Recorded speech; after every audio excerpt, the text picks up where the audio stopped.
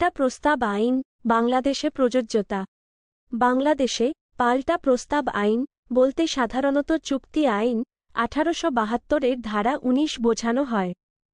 এই ধারা অনুযায়ী যখন একজন ব্যক্তি অন্য ব্যক্তিকে একটি প্রস্তাব দেয় এবং প্রস্তাব গ্রহণকারী ব্যক্তি একটি পাল্টা প্রস্তাব দেয়, তখন মূল প্রস্তাব বাতিল হয়ে যায় এবং চুক্তি কেবলমাত্র তখনই গঠিত হয় যখন প্রস্তাবক পাল্টা প্রস্তাবটি গ্রহণ করে।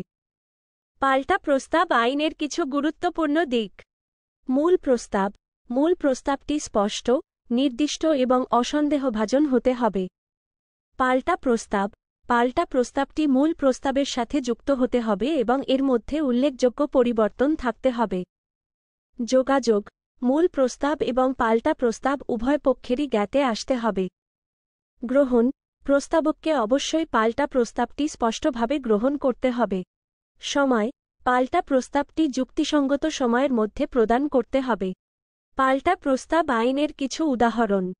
একটি দোকানে জিনিসপত্র কেনার জন্য একটি প্রস্তাবের ক্ষেত্রে ক্রেতা দাম কমাতে পারে, একটি পাল্টা প্রস্তাব। যদি দোকানদার সেই দামে বিক্রি করতে সম্মত হয়, তবে চুক্তিটি কেবলমাত্র কম দামেই গঠিত হবে। একটি চাকরির জন্য একটি প্রস্তাবের ক্ষেত্রে চাকরিপ্রার্থী বেতন বা সুবিধা বৃদ্ধির জন্য অনুরোধ করতে পারে, একটি পাল্টা প্রস্তাব।